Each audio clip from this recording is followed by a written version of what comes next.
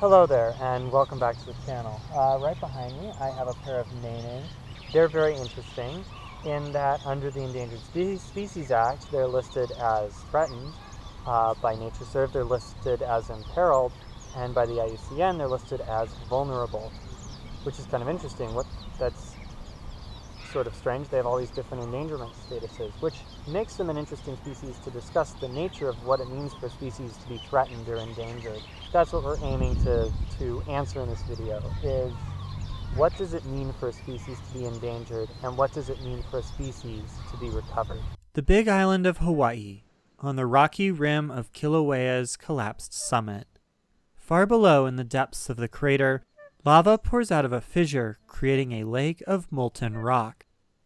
In sight of the geological process that formed all the Hawaiian Islands, a pair of Nene shuffle across the surprisingly lush volcanic slopes, foraging for one of their favorite foods, ripe ohelo berries, which tend to only grow on young lava flows where there is less competition from other plants. This may seem a strange place to find a goose, far away from the ponds and golf courses we usually associate them with, but Nene are more terrestrial than any other goose species, and have reduced webbing on their feet to make them slightly less clumsy out of the water, though still have a pronounced and ungainly waddle to their movements.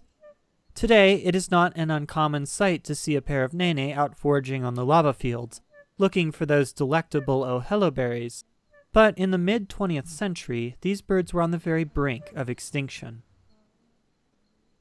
The Nene is most closely related to the Canada goose of North America, diverging from them in the last few 100,000 years, likely around the time the island of Hawaii formed 500,000 years ago. Once quite common across much of the island chain, the population rapidly declined to a mere 30 individuals in 1951. The primary reason for this was the introduction of nest predators, most famously the Indian small mongoose in the 1880s, which were brought to control the rats in the sugarcane fields.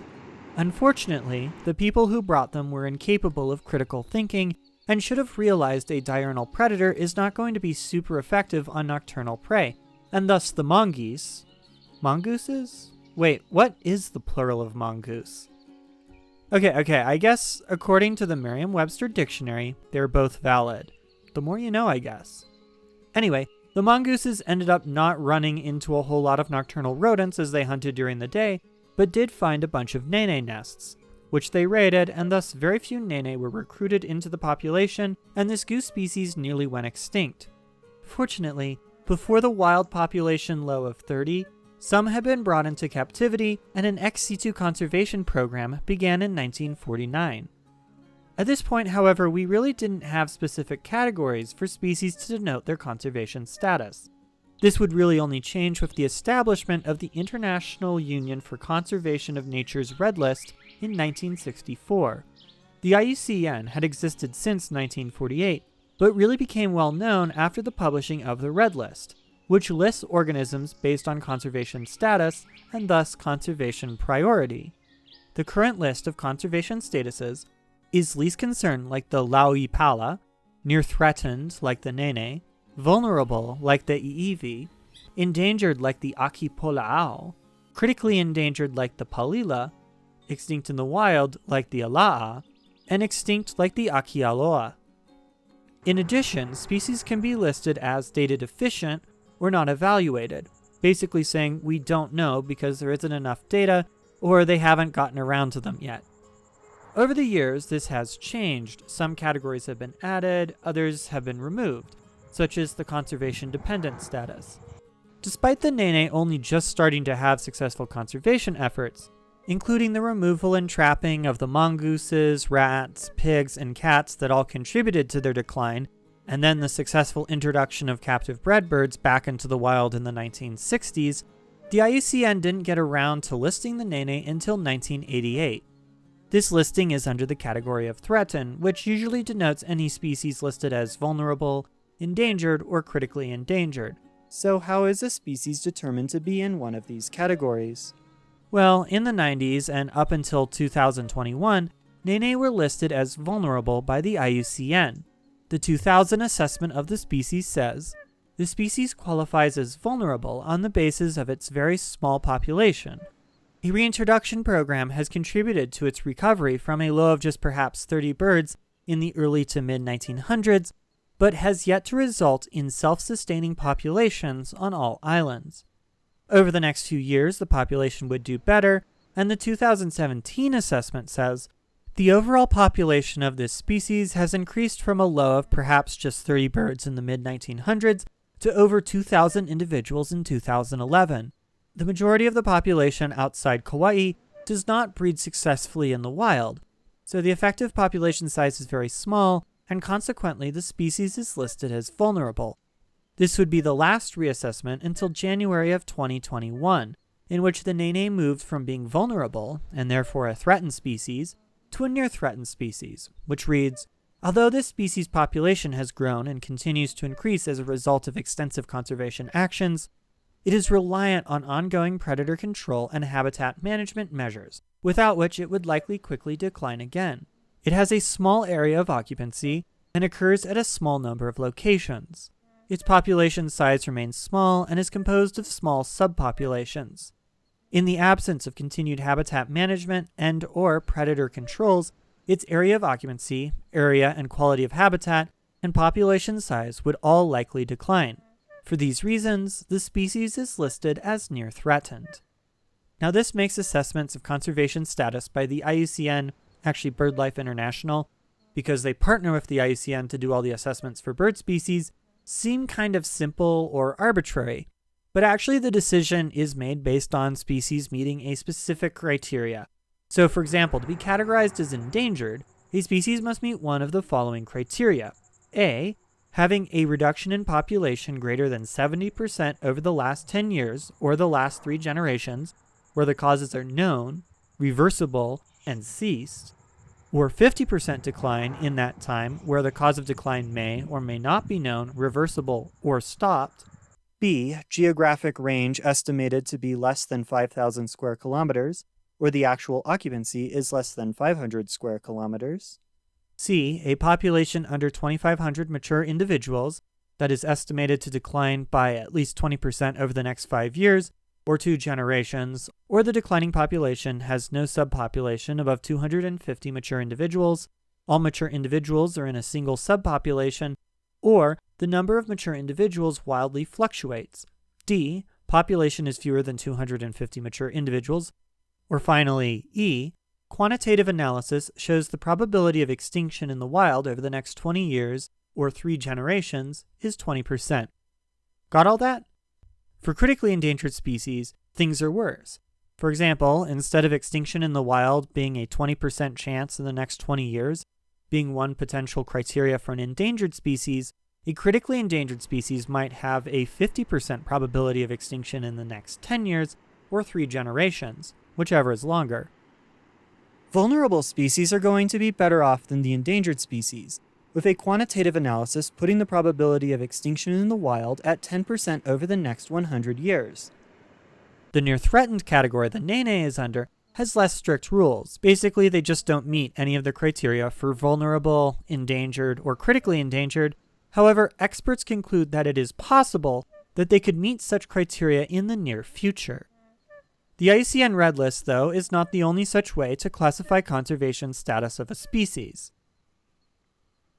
In 1973, the United States Endangered Species Act was signed into law, which, since I am from the US, often comes to mind when I think of endangered species, and since Nene are endemic to the US state of Hawaii, the ESA has had an impact on their conservation.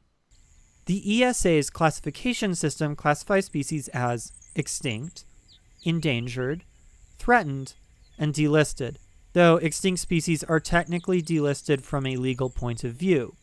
In addition, species and populations might be considered candidates for listing, listed as endangered due to similar appearance to an endangered species, or as experimental populations, both essential and non-essential. So you might notice some differences. The IUCN, while meant to accurately report how threatened different species are to help inform and prioritize conservation decisions, has no authority to do so. The Endangered Species Act, though, does have the authority to protect species. There are penalties for breaking the ESA. This has meant it can become politically contentious at times, especially when the ESA comes into conflict with the large corporations that donate lots of money to politicians, which has resulted in the weakening of the act since it was signed into law. One example being the creation of the God Squad in 1978. Okay, they are technically called the Endangered Species Committee, but are called the God Squad because the 7 members can essentially decide to let certain species go extinct, though this is yet to have ever happened the couple of times they have convened.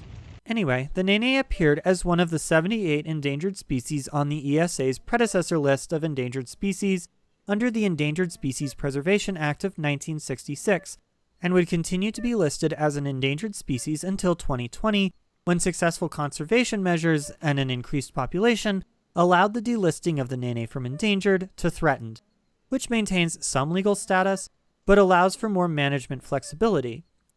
Being that the Nene is found in a U.S. state, they are also given a conservation status by NatureServe, another widely accepted way to classify how threatened a species is. NatureServe's classifications are presumed extinct, possibly extinct, critically imperiled, vulnerable, apparently secure, and secure. NatureServe is also interesting in how complex the listing is, because along with having an unranked classification, there is also ranks to denote subspecies or subpopulations, uncertainty in range or taxonomy, and then break up ranges even further into global, national, and subnational levels. Nene are currently listed as a G2 imperiled species, so ranked globally as imperiled, but at the national level is N1 and subnationally S1, the one denoting critically imperiled.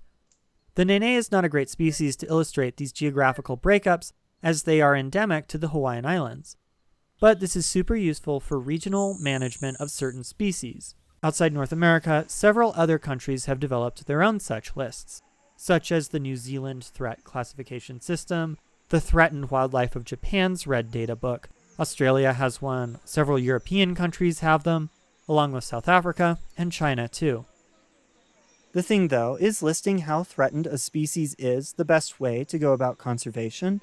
Like obviously, this is a core element of conservation. Concern about species declines and extinction pushed for the development of modern conservation.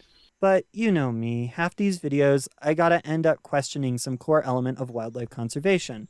Because, I don't know, maybe I like to seem less biased in how I present information, or am kind of a contrarian, I don't know. Anyway, there are a couple ways to criticize the fundamental idea of an endangered species. One being that by listing a species as endangered, that equates them as rare and thus more economically valuable, or collectors really like rare stuff to make their collections stand out. As seen in all the true wildlife crime books I read. Yeah, the ghost orchid is a beautiful flower, but the fact that they are endangered is a reason some unscrupulous horticulturists might want to procure one. Or you have all that nonsense with the Asian arowana. There is a lot of reasons people will pay several $1,000s for a fish, but I do think the allure of possessing an endangered species of fish could be a reason some might want to. Yay! Capitalism! This is one of the primary reasons the Endangered Species Act lists foreign species. The US government at the time didn't want its citizens causing extinctions. Well, until the president's sons wanted to bring their elephant trophies home. This makes the ESA kind of unique. No other national endangered species protection legislation around the world specifically lists species not found within the jurisdiction of the country.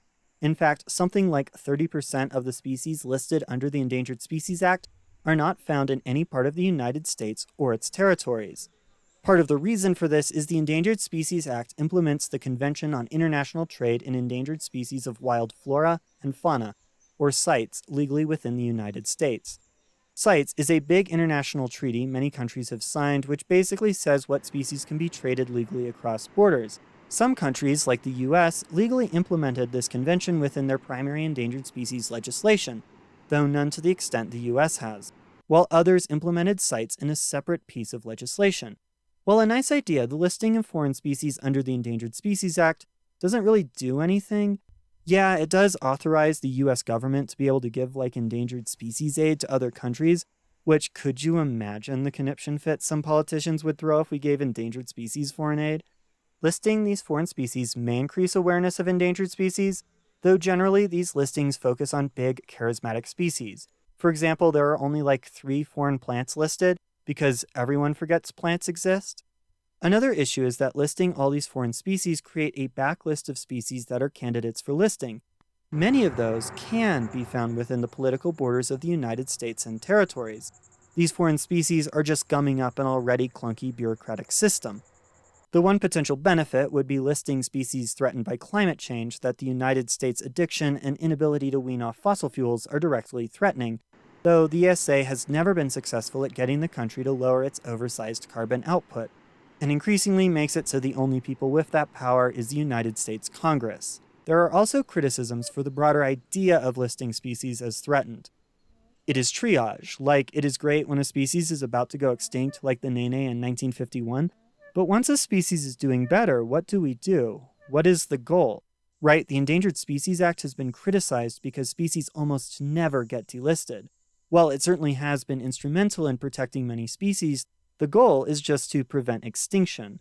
When, yeah, we don't want that to happen, but can't we dream bigger and achieve something more ecologically significant? Recovery. This is the basic idea behind the IUCN Green List. Get it? Because the IUCN Red List and red makes you think, stop, danger, but green is like good or something in general color theory, I think. Anyway, the idea is, instead of only figuring out the extinction risk of a species, like all the different endangerment statuses do, you could create a recovery metric. While it still needs some work to be implemented, the idea is to basically model the historic range of the species, look at how much of that range the species currently occupies, what endangerment status the species is at. Right, to be fully recovered, a species probably should be least concern. Does the species occur at high enough densities to have ecological functionality? Would the species be worse off without conservation efforts? What can be achieved if conservation efforts suddenly stopped or continued as is? And then how the current population compares to a theoretical, yet reasonable maximum population, occupancy, and functionality across their former range. This can be calculated as a number and could potentially reframe the conversation from the doom and gloom of extinction to the optimism of recovery, and incentivize conservation to go above and beyond extinction avoidance and try to recover species. While still requiring a lot of effort to maintain, the continued success of Nene and re-establishment throughout the main islands of Hawaii show that this species probably has a pretty decent recovery metric compared to many other Hawaiian birds. I mean, here they are in a city park like Canada geese do on the mainland, walking around like they own the place. So, what do you think? Should we be talking about how we can get species to recover over how at risk the species is with extinction? Let me know in the comments. If you enjoyed this video, I have discussed other important conservation laws and treaties in the past, such as the Migratory Bird Act in this massive collaboration video, or this video on the Wilderness Act.